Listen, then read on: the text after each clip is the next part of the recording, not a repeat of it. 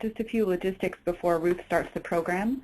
Participants are invited to submit questions by typing them into the questions feature on the GoToWebinar control panel.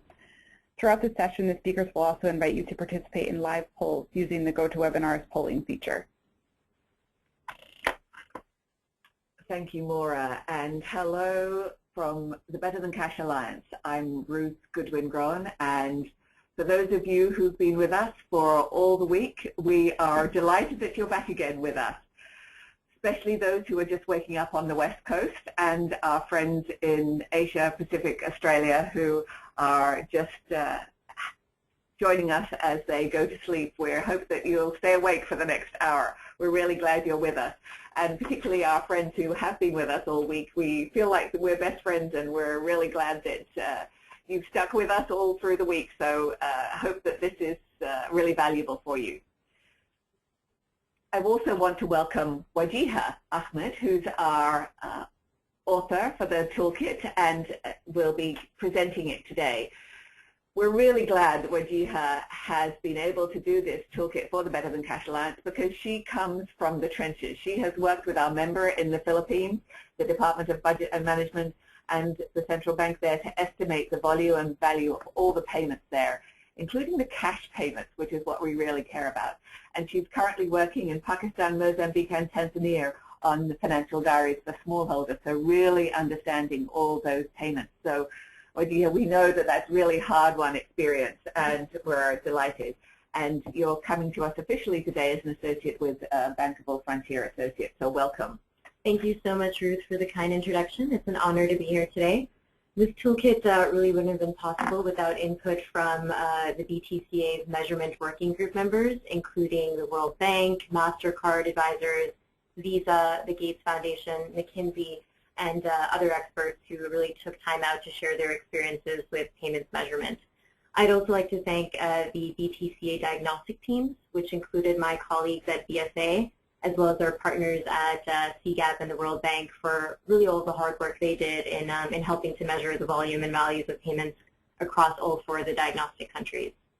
Yes, it's great to be part of an alliance where there are so many members, friends, partners in a range of different capacities who are working on really trying to get a handle on this issue of measuring payments.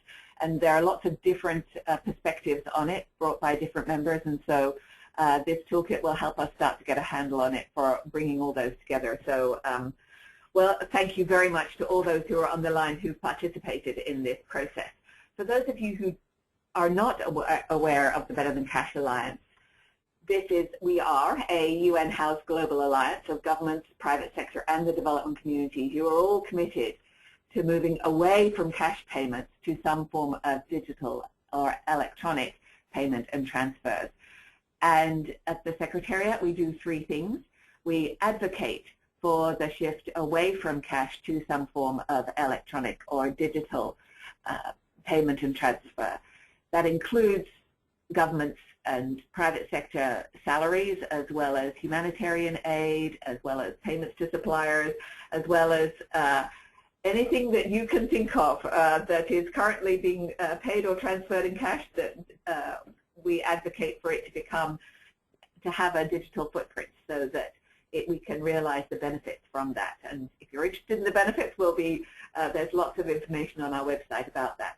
We develop cutting-edge knowledge and research products, case studies, and good practice toolkits, which is why we've been doing the series of webinars this week on the toolkits, and then we provide technical support as appropriate. Just a word about these 5 toolkits. When the Better Than Cash Alliance was started, we had lots of members and partners saying to us, so we get that there's a huge benefit opportunity here, but where do we begin? What questions do we need to ask? How do we understand the process of shifting from cash to electronic payments? And so we developed these toolkits in response to that demand. There are 5. The first 3 are for our different stakeholder groups, for those in the development community, for governments, and for companies who are in the process of shifting, and not for financial service providers, but for companies like large, fast-moving consumer goods companies, or the case study in the company's toolkit for dairy companies, whatever the massive range, but looking at how to digitize their different payment streams. So this one today is on the measurement of payments. Thanks you. So the agenda we're going to cover is who is the toolkit intended for, and give you an overview. And we're going to look at the payments grid. One point here is that this is inclusive. It looks at the whole system, including where the cash payments are. So that's what makes it most interesting for us. We look at the type of measurement data and 6 questions to shape the scope of your measurement exercise. And of course, how you can measure cash payments, which is one of the most challenging questions we've come across. We have a question and answer session, and as Maura said at the beginning, on the right-hand side of your screen, you can see a bar that says questions. So if you type in there, that'll come directly to us. It won't be shared with everybody else. And all questions are good questions, so feel free to contribute. We've had some great questions over this past week. And then at the end, we'll talk about next steps. You will get a link later today to a site where you can download the beta version of this toolkit and participate in a community where everyone's trying to ask questions, figure out how to understand, how to use the toolkit, and also how to make it better, because we don't claim to have the last word. We recognize that there's going to be areas for improvement, so please contribute in that way. So what I'd like to do now, we found this super useful, is to look and see who's on our webinar today. And we'll see if this, you get used to working on the polls. So you can see on your screen that there are bullets to the left of each of these type of organizations, and we'd love you to click on it. If you're from a government, if you're a member of the development community, from private sector in some capacity, or from a consultancy firm. We have separated you out because we love you. You're going to be doing a lot of this work, and so we'll be really glad if there's lots of consultants on the webinar today. And then, of course, our friends in the funding and donor community who are very important to us in this process of getting good measurement of inclusive payments. So we give you 5 more seconds, and then we'll close the poll. I think everybody, it looks like most people have registered. So, oh, great. We've got lots of consultants on the webinar today. Please feel particularly appreciated. But what's also terrific is members of the development community. There's a third of you from the development community. So understanding this whole measurement of payments is hugely valuable for you, as well as, of course, our friends in the private sector. So Wajiha, this looks like a great set of participants on the call today. Yeah, it's really great, Ruth. You know, government, especially finance ministries and central banks, are probably the most evident implementers of the toolkit, but other important users include private sector businesses and development partners engaged in measurement efforts at the national scale. Of course, as we know, like Ruth said, many of these efforts will be executed by consultants, so we are really happy to see so many of you on the line. And our government members who are not on the line today, as we can see, will work very closely with consultants. As we often get asked by our members for recommendations for consultants on that. So there's, even though they're not on the line, we talk to them regularly at the Alliance. So you said that we were happy to have businesses, but just a quick question. Can't businesses just talk to their accounting staff? Why is it particularly good they're with us? So this toolkit really focuses on measuring payments at the national level across 1 or more countries. National measurement differs from what you just talked about, Ruth, which would be self-measurement by an individual payer like a business.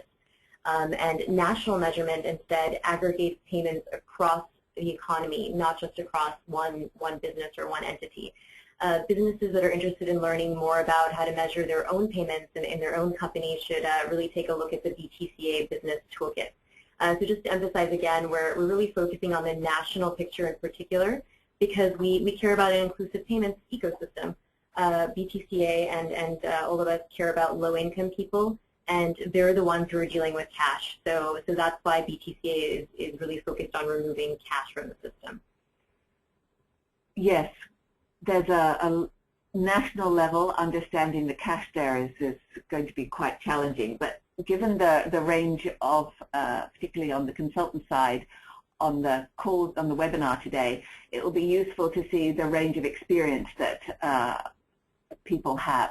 So we're not going to check, but if you could put in what's your level of experience with national payments measurements, that'll help us pitch the content today. So if you are a payment systems expert, we're delighted. If you've conducted payments measurement in some capacity, that's also great. If you're just familiar with payments measurements, please click that button. And if you have limited experience, that's also great, because you'll have an opportunity to learn what's in the toolkit and see whether you want to be working with it. So we'll give you 5 more seconds to click on whatever button is appropriate, and then see what the answer is. Okay, so, oh, what a great cross-section. About 2/3 have limited experience, and so that's great. We'll be walking through the steps. And then a cross-section of people who have expertise or conducted or familiar with payments measurement. So we'll focus a bit more on those with limited experience today, but for those of you who are payment system experts, feel free to type in a question or something that you think we need clarifying as we go. So, Wajiha, where do we start? So we can move on to the payments grid.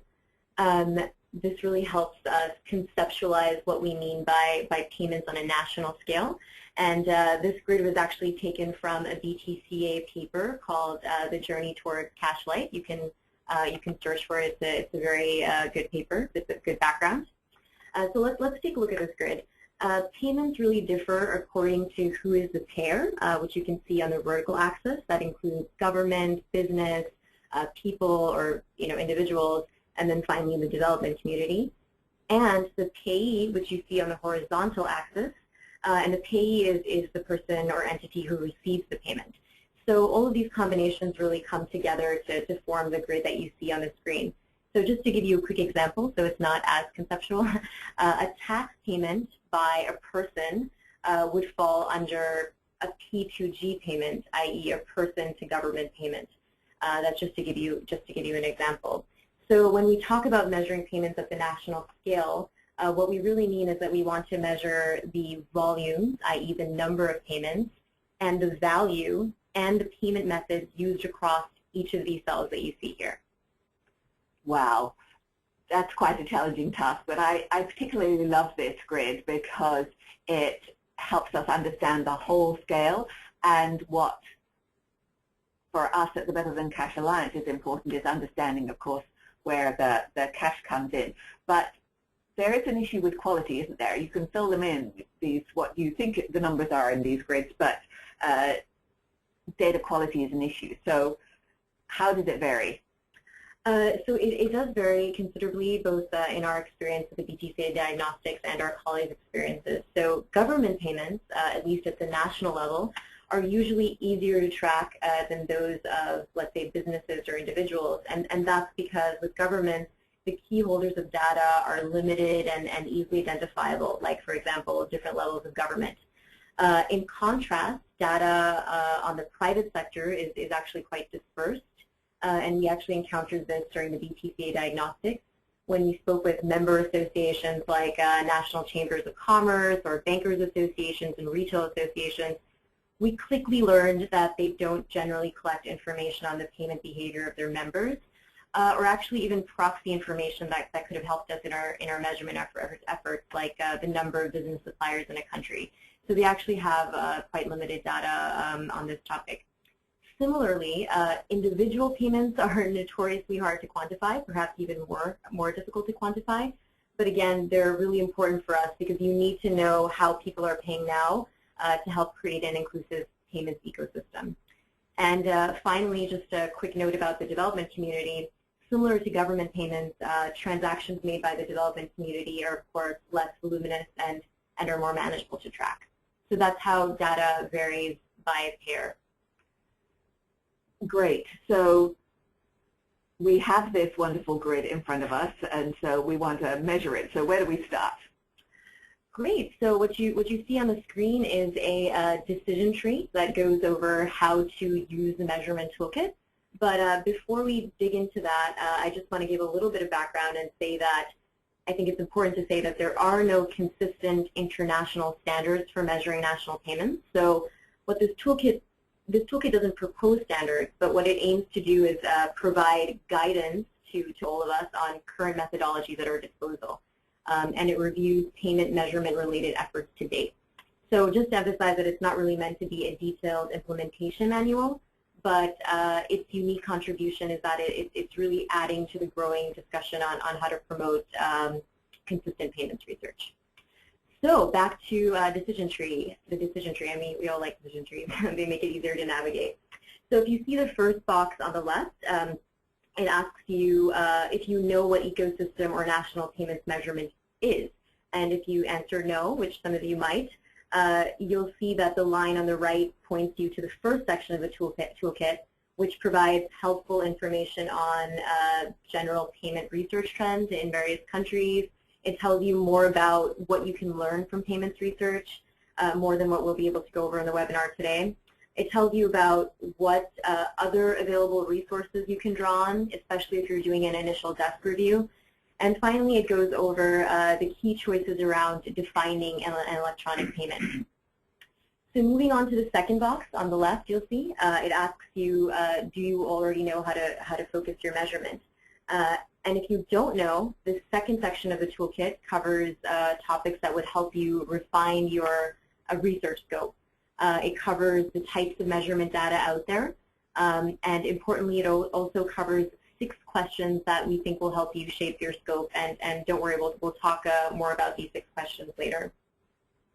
And finally, if you're ready to jump straight into designing your own measurement exercise, the toolkit covers the fundamentals of payments research based on best available sources versus consumer and merchant payment studies.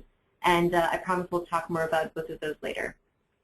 Great. Well, we noted that there were a lot of people on our webinar today, Wadija, who hadn't had so much background in measuring payments. So let's take a moment to look at what payments measurements can tell us. Great. So payments research can tell you quite a bit. So it's worth doing even though it's difficult. And it can help you answer questions depending on who you are. So if you're a policymaker or you work for your country's finance ministry or central bank, you can really use payments data to inform specific policy strategies and interventions. The data can also provide you with important indicators like what businesses and consumer groups are the most cash heavy. And consumer preferences in particular have really important implications for monetary policy, which includes decisions on the supply of physical cash, for example. So you can answer a number of other questions, including to what extent is cash substitution occurring and what factors affect the demand for cash. You can also find out information on businesses' cash inventory management practices. So for those consultants on our webinar today who work with governments, that help them understand that this is a benefit that they would gain from this is important.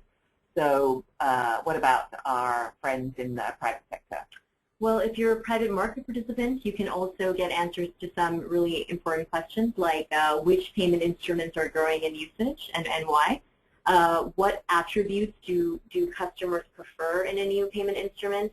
And how does payment instrument use vary with, for example, transaction amounts? So specifically, if you're a business in the payments market, this type of data can really provide strategic insight on how and where you can grow globally.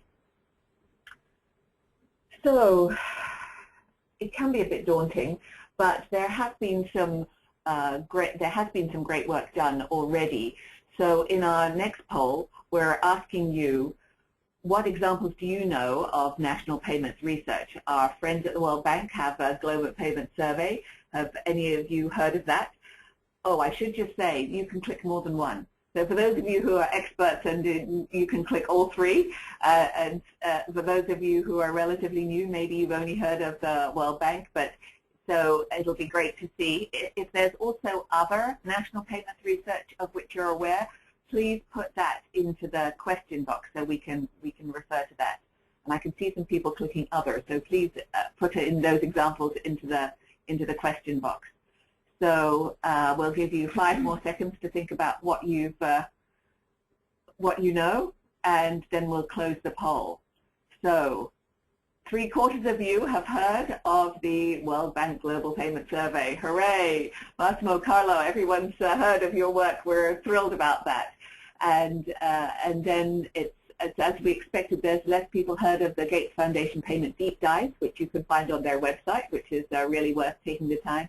And then our friends at MasterCard Advisors do the cashless journey on the national payments. I should just say, of course, that our other private sector partners, Visa, Citi, and others, have different types of measurements, but just not national payment research. So we love you too, it's just not national. And those who put other will come back to those examples. They haven't quite come through yet, those comments, but please do add them in. So it's really terrific. Even though people feel like they're beginners, they know of the examples of national payments research. What do you have? Yes, and these are really important payment research studies. I won't go into them in too much depth because most of you are familiar with them. But the World Bank's Global Payment Survey provides supply-side global trends on the legal institutional environment for payments in 133 countries. But most of you are familiar with that.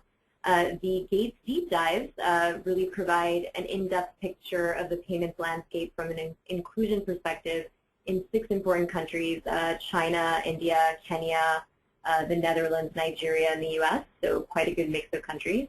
And finally, the MasterCard Advisors cashless journey describes how 33 countries are progressing from cash-based to cashless societies, but it only focuses on consumer payment value, so it's more targeted. Wadiha, I think that the Central Bank of Nigeria has done some great research on this, haven't they? Absolutely, Ruth. The Central Bank of Nigeria actually combined data that showed the high cost of cash and then other data that showed cash usage versus digital payments in the economy to really kickstart and support its nationwide cashless campaign. So it's a great example of a country that's done that national payment research that's led to a direct policy decision there. So, yes, and a number of developed economies have done it, but this is a good example of a developing country that has used research. Great. So these are examples, but what are the types of measurement data that we can use? Thanks, Ruth. So we're really getting to the heart of the matter now. As you see on the screen, you have 3 main types of data at your disposal. From the supply side, which you see in the first box on the left, financial institution reported data, you can obtain key statistics from financial institutions. And when we say financial institutions, we mean central banks, payment providers, and national switches, etc. But this supply side data, the downside is that it's usually aggregated. So breakdowns of payments, especially for people and business categories, will likely require some secondary estimates.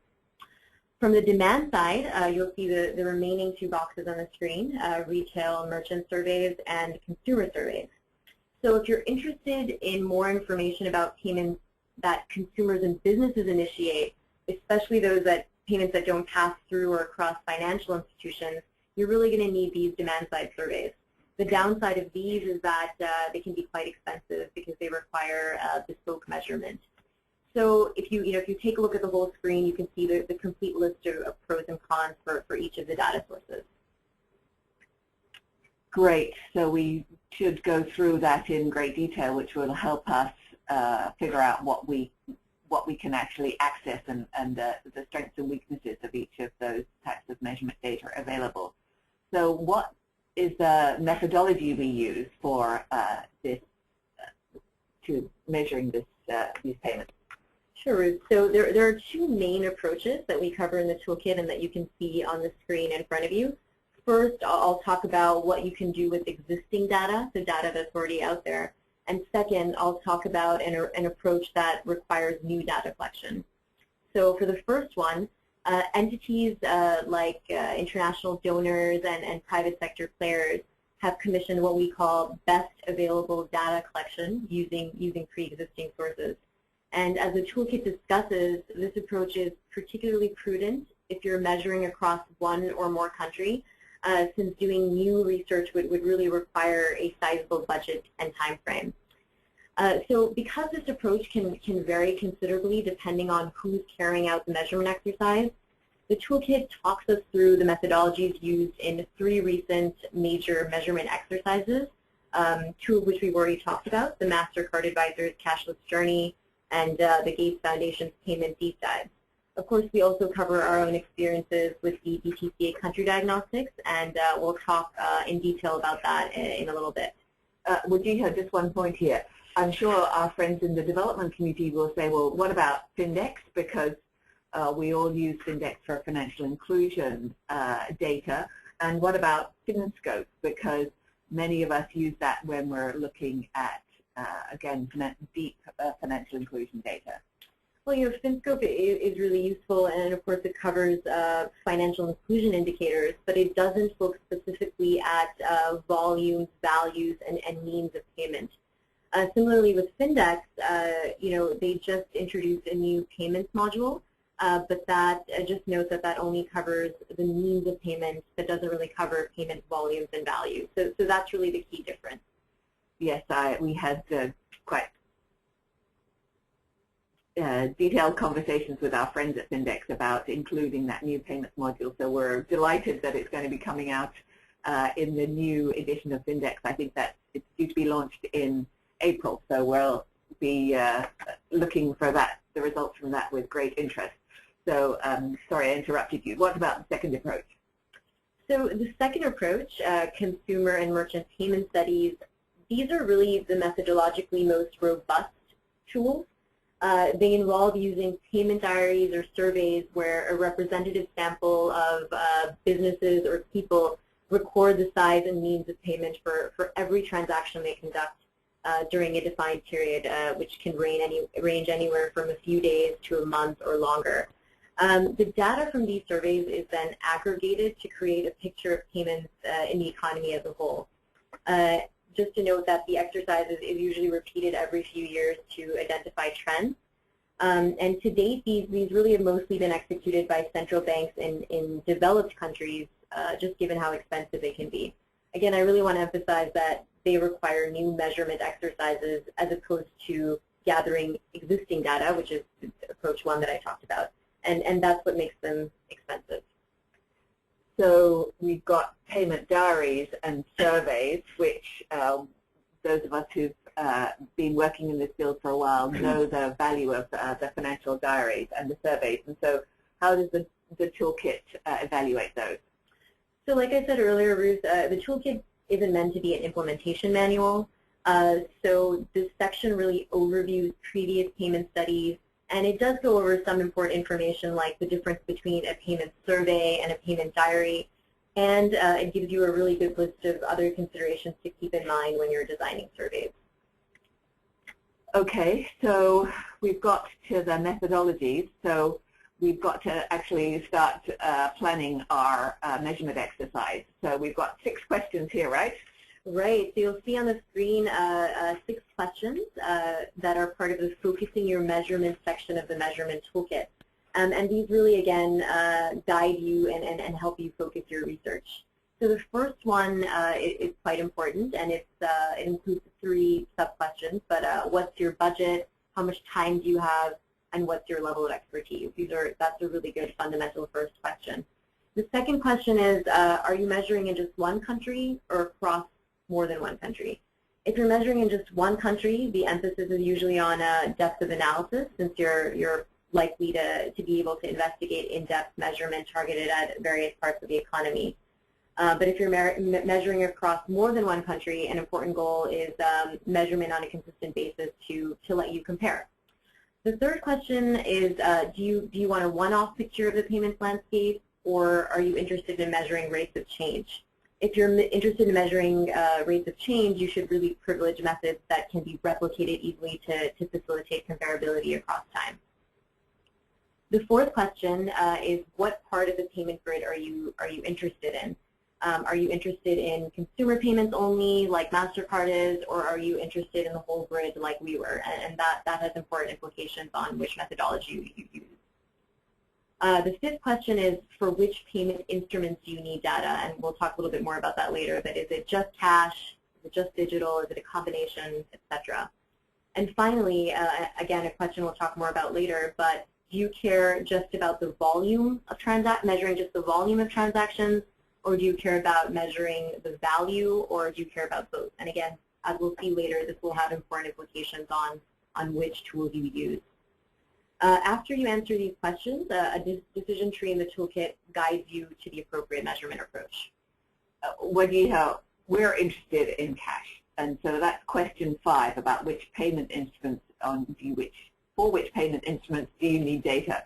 So can you take that one? Sure, Ruth. So if you're only interested in certain payments like card payments, checks, mobile money, etc., supply-side data will likely be sufficient for you. As we said before, central banks, commercial banks, and card providers typically have a wealth of information on these specific instrument types and most digital payments. But like Ruth said, we care about cash. And if you want to measure cash usage as accurately as possible, you're going to need the demand-side tools we touched on earlier, like consumer and merchant studies. Just to note that these demand-side tools are the only way that you can get really accurate information about person-to-person payments in particular. So that person-to-person payments relates back to that grid that we saw at the beginning, and if you want to fill in that box in the grid, then you're going to have to do detailed surveys. So understanding where all that cash is.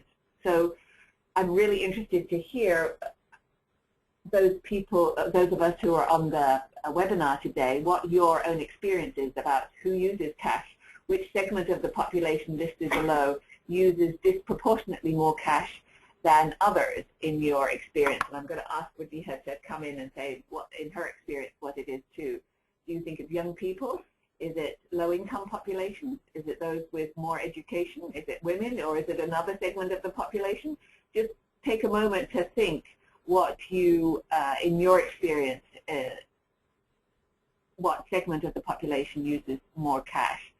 And I can see everyone voting here, so we'll just give you a couple more seconds to finish your voting, and let's close it then. And 90% low-income populations. Wadiha, they may think that they've got limited background in this, but this is exactly what the data shows us, right? Absolutely, Ruth. Based on the evidence, the answer is low-income populations. As we mentioned before... Oh, Wadiha, hold on. Of course, the correlation between low-income populations and women who have, in emerging economies, there are more women who are low-income, so it's very closely related there. So if you put women, you're also right. Right. So as we mentioned before, that's exactly why we're so concerned with measuring cash in particular, since it affects low-income populations the most. The point is that payments research can tell you more than just the volumes and values of payments, but it can give you information like this, which really helps you explore trends among subpopulations as well.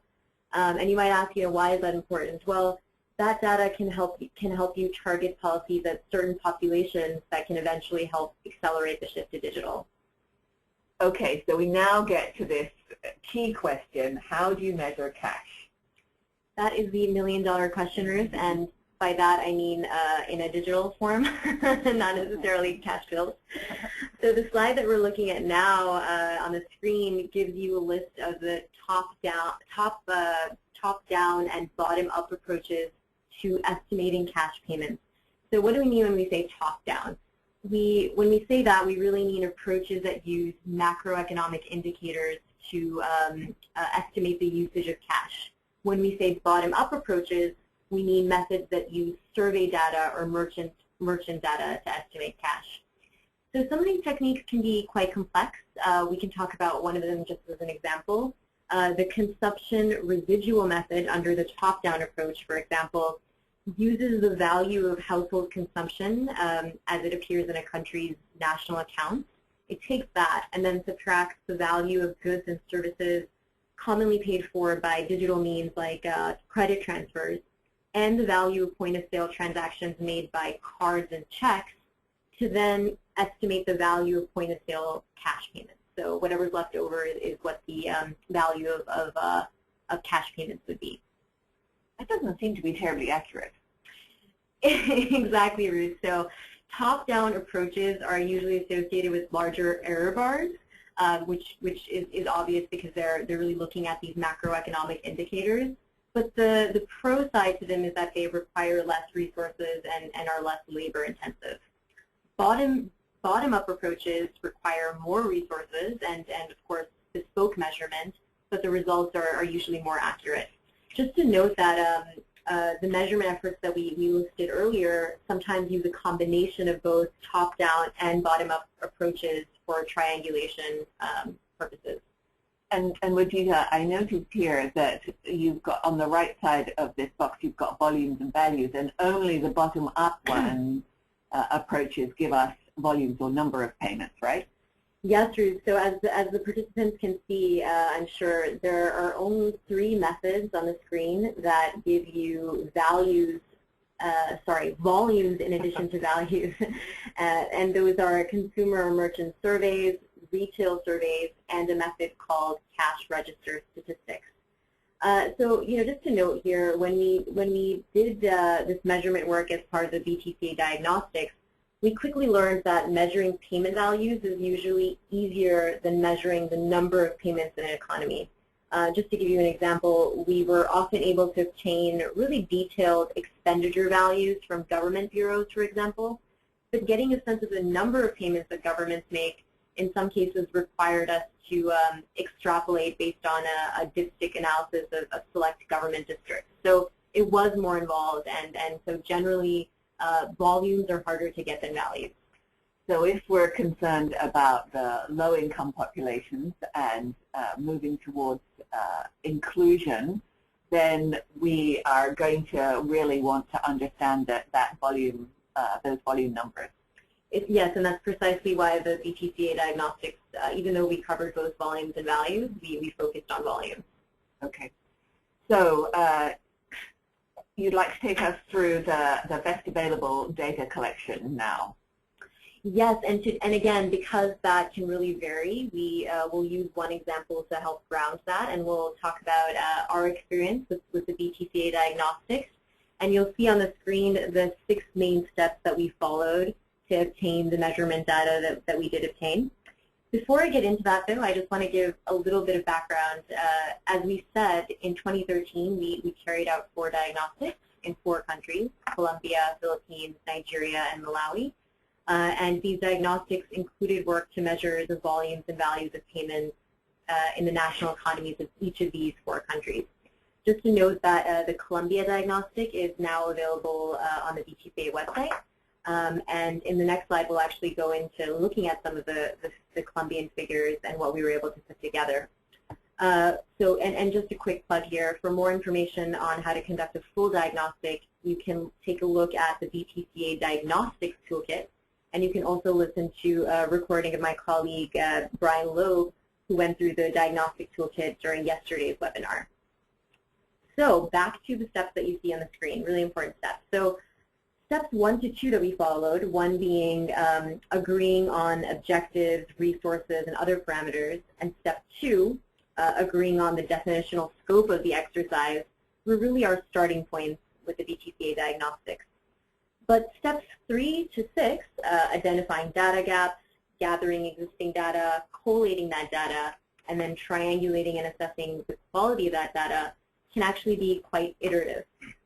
For example, you could end up collecting only partial or unreliable data for a specific point, and then you actually have to go back, take a step back and restart your analysis and go through the steps again.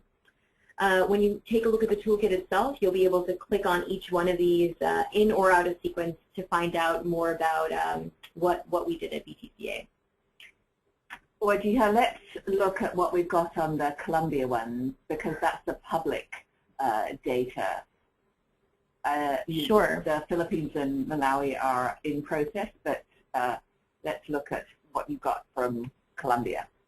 Sure. So these are really the headline numbers. What you see on the screen are the headline numbers in the Colombia Diagnostics. Of course, the diagnostic goes into some more detail. But the two graphs that you see show payments per month by volume on the left and value on the right. And just so you can see, you know, what this really tells us is that the majority of payments made in Colombia are still made in cash. Less than 10% of the 828 million payments that are made every month are made through digital means. So 90% of payments are made in cash. Of these, if you take a look at the graph on the left, individuals account for the lion's share, the number of payments, as we said throughout the webinar. Over 96% of payments by individuals are made in cash. In contrast, about a little bit less than half of business payments are made digitally, and 75% of government payments are now paid digitally. So you can see the difference between these among these three different payer groups. Yes, and we should note that Colombia is a member of the Velum Cash Alliance, and they have been making terrific progress on the government, particularly in transitioning their payments from cash to digital, and they're keeping going. And so this is useful because it's a baseline, and we'll be able to see how they progress over the next few years. So it's hugely valuable from that perspective. So if we're concerned about increasing the digital payments, what does this tell us? So a quick point on the cash pools that these graphs show you. You can see that the majority of government payments have already shifted to digital. But if you take a look at the graph on the right, large pools of non-digital payments valued at about 42 billion payments per month, dollars per month remain, especially, and this is especially true among payments that smaller businesses initiate and individuals. So Ruth, this is just really a quick glimpse into the kind of information you can get after you conduct this type of exercise. So we need to see what are the barriers to small businesses and individuals and deal with those in the Colombian context. That's what it's telling us. So we've got some great questions coming in, I see. So you have frequently asked questions in the toolkit. Yes, Ruth. There are currently 7 frequently asked questions in the measurement toolkit. The slide that you see on the screen just shows you the first 4, and we'll of course continue to refine these as users and testers, like everybody on this webinar, provide feedback and input. So we've got a poll of the most burning questions that we've been asked, and we would love you to click on the one that is your most burning question, and we'll take those. And then if you're on the other category, if you've got a burning question that's not on this list, please add that in. So the first one is assessing the quality of data. We said that was quite a challenge. Second question is data points on how much is it actually going to cost. If you want to do those surveys, what sort of numbers are we talking about? If you're a regulator or a central banker, how do you know if you're ready to start measuring this kind of thing? And what are the top 3 resources useful for doing your desk review? So it'd be great to see what's your question, and then we've got some others coming in here. So we'll give you another few seconds to complete the poll, because I know you're probably thinking about it, what other questions you have.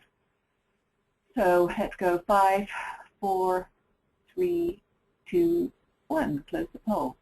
Aha, we want resources, lots of resources. Well, it's a good thing we've got that in the toolkit. And if you have, so what do you have? I'm going to ask you to take that question about the top resources, and then on quality, and then we'll address some of the other questions coming in. So, sure, Ruth. So let's tackle the question about resources first, since over half of you thought that was your most burning question. The toolkit, of course, has a complete list of resources, but we can go over 3 of them right now. And we've already touched on these a little bit, but the top 3 resources that we recommend looking at are the Cashless Journey by MasterCard Advisors, the Findex's New Payments module, and the World Bank's Global Payments Survey. Of course, the World Bank survey is really, really important. So those are the 3 resources we'd recommend looking at. And particularly because the World Bank survey is done in 133 countries. Absolutely. That's a massively useful research resource for you, although there's still an issue about cash, right? Yes, yes. So it doesn't cover absolutely everything. So the next question that was important for people was the quality of countries' payments data. Do you want to take that one? Sure, Ruth. So all payments measurement activities are really going to confront this issue of data quality. And you'll realize this when you get into the trenches, but that's because the data gathering process involves finding and analyzing a wide range of different data sources, of varying time intervals and varying levels of quality. And in many cases, extrapolation is actually necessary to make up for gaps in data availability. So for the BTC Diagnostics, we included an assessment of data quality in some key areas, which helped us get a sense of the reliability of the estimates that we came up with. We used what we call a data quality index, DQI, to rate the quality and the availability of a country's payments data to determine key data gaps. And you can learn more about the DQI by looking at the toolkit. It rates everything on a scale from 1 to a maximum of 5 for high quality, widely available data. So again, there are no international standards for what is good payments data, but the diagnostics are trying to get the conversation started.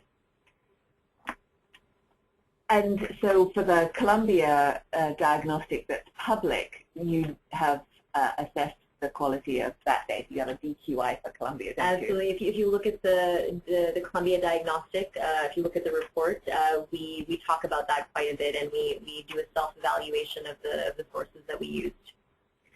Now, my most burning question, because we have members asking about this, is do we have any data points on, particularly for the survey or the diaries work to get on how people are, the different payment methods that people are using? Well, as you can imagine, since measurement research can really vary considerably depending on who's commissioning the data and what their objectives are, the cost can really vary. But just to give you some data points, it can be anywhere from $50,000 for a one-off survey in an Asian country to $150,000 for a really detailed diaries exercise. So it really depends on how rigorous your methodology is and what your time frame is. And of course, how frequently you're going to do it. Absolutely. You know, if this is once, then if you want to do it every, few months or every year or whatever, it would keep going. So, but of course, it's not just money; it's time too. So, how long does it take? Again, it varies. But to give you an example, the BTCA country diagnostic measurement team, we included one international consultant with measurement experience who was on for 14 working days, supported by an in-country analyst with knowledge of data sources that had 25 days total. This was, of course, over the course of 4 or 5 months total. But an exercise that seeks greater levels of accuracy, like a payment diary, would of course take longer and require more labor and resources. One of the questions that has come in on our screen here is the number of individual payees. We look at volume and value, but there's a question about the number of unique recipients. Was this not included for a reason? So it was actually an integral part of the measurement process in order to determine the total number of pairs of the total number of payments in an economy. You really, as a starting step, need to know how many individual payers there are out there, whether it's the number of businesses or the number of people or the number of government units that are actually paying. And there was also a question about the cost of cash. Yes. So that's a very important question. As we mentioned, Nigeria really used data on the cost of cash to help kickstart its campaign. That measuring the cost of cash, though, doesn't touch on volume, values, and means of payments directly, so we don't cover it in this toolkit. But it's still an important methodology. Yes, the cost of cash has been done by the Tufts Fletcher School. Just most recently released their India data, and they had US data as well. A report on that, as well as our private sector partners have provided information of estimates on the cost of cash and how much can be saved if you moved from cash to digital. And there's some of our case studies, and there are resources also on our website on the cost of cash. So maybe we can add those resources to the toolkit if people are interested in getting a handle on that aspect of it. Those of us who are working in measurement, Wijiha, love numbers, and of course trends are what everybody looks at. So are there any trends that you'd like to share with us across countries with varying levels of development? There certainly are. You know, even though individual countries and private sector players and donors have executed payments research using different methodologies, we do see some trends. What we're seeing is that the proportion of digital payments in an economy is usually closely related to the level of overall development in that country. And to give you some numbers, because we do love numbers, in low and lower middle income countries, the proportion of digital payments by volume is usually really low, not much more than 2% in most cases. And the Gates deep dives really have some interesting information on that as well. In an upper middle income country like Colombia, as you can see in the Diagnostics, the percentage rises to 10% and more. And of course, upper income countries, which we don't cover too much in this webinar because we're focusing on developing countries, but those have typically passed the 50% threshold. And again, a number of central banks in developed economies have done really detailed payment studies that measure this quite accurately. Okay, someone's just come back with a clarification on the question, and they're saying, can we get to how many potential customers are receiving cash who could be transitioned to digital, for example? Yes, absolutely. You can get information on people who are receiving cash as well. So it's not just the initiator, but because you're looking at the entire grid, you really do get information on how people are receiving payments too from the flip end. But you know, the start of the analysis is of course, you know, if you're a customer or a consumer and you're getting a payment from a business, whether it's a wage payment or a pension payment, that's going to be captured from business side as an initiator, but we know who that payment is going towards. Same thing for government-to-person payments. Those are captured because we're looking at what payments the government is making to people. So again, going back to that payment grid, we've got the payer and the payee on both sides of the grid. And Absolutely. So if you go into the detail of each of those grids, then you'll be able to, I mean, each of the boxes on the grid, then you'll be able to answer this question. Right. When we determine the actual figure for the number of payments, of course, we only look at, we don't double count. So we just include the payments that the payer initiated. So we don't double count it in the analysis, but of course, like Ruth said, you can find out valuable information on the payee end. Wajiha, we're just coming to the end now, so we have just a quick last question about from the private sector side. Have business associations ever conducted national payments? Because there's obviously a business opportunity here, and our alliance has lots of private sector members and partners. So would there be a reason for business associations to do this? Sure. Just a note here, Ruth, as I said before, most corporates outside of the card system probably wouldn't undertake their own national measurement exercise because of the high cost of doing so. But participating in measurement efforts can be helpful to business associations because they can help ensure that they get a seat on the table when important decisions are made, especially for underrepresented groups like small and medium-sized businesses. So a quick example, the British Retail Consortium, the DRC, circulated a survey on cash and digital payment usage so that they could, stay up to date on trends, interact strategically with key regulatory authorities in both the UK and in Europe. And importantly for them, really push for the significant reduction of interchange fees.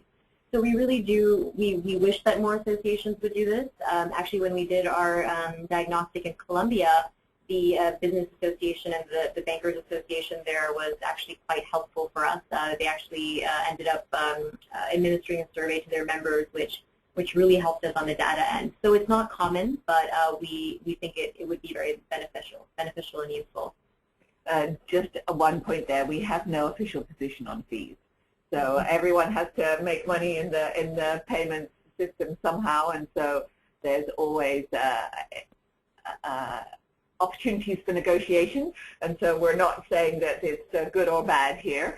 We're just saying that there are opportunities for private sector businesses to be engaged in this conversation if they have good data. So we're coming to the end now.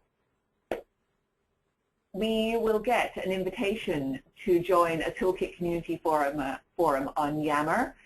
Again, I don't know why that is called Yammer, but it's a good opportunity for all the different participants on this webinar, as well as for the other webinars that if you've been involved in those, you can see that you can participate. There's already lots of questions coming in on the Yammer site, and people are having that discussion. You can download the Toolkit, and over the next month, there'll be interaction with the authors and with other Velum Cash Alliance members to provide feedback and tell us, things need to be clearer, provide your own stories or examples, add resources as we've talked about, and then we'll refine the Toolkit, and there will be a formal launch of the web-enabled version in April. So all the links will work properly on our web-enabled version, but there are links to the cost calculators in the Business Toolkit and other links that are active on the Yammer site. So it's not web-enabled, but the links are active. So please do click and join and provide your feedback. Thank you so much to people who provided their questions as we've come in, that have come in during our webinar today. And thank you also to Wajiha today for joining us, but also since this is the last of our webinar series this week, I'd like to take the opportunity to thank all of our webinar authors, Toolkit authors who've joined us on the webinars, all the other participants. We've had well over 200 people being involved in this these webinar series, or more actually. More are telling us that there's more that have been involved, and so thank you very much to everybody. You can see on your screen here, you can join us on Twitter, on LinkedIn. You can be part of the BetterThanCash.org newsletter community if you sign up on our website. And finally, I'd just like to say particular thanks to Camillo Tellers, who's our new knowledge and research consultant here, who's been completely wonderful to get all this webinar series up and running. Thank you so much for your brilliant work. And of course, Maura, who's our administrator today, Maura Hart, who's on loan to us from our member, Women's World Banking. So a special shout out to Mary Ellen and all of our friends at Women's World Banking. Thank you so much for being a part of this Alliance community. Wishing everyone a good day, good evening, wherever you are in the world. Thank you so much, and look forward to continuing engaging with you on the Toolkit social networking site.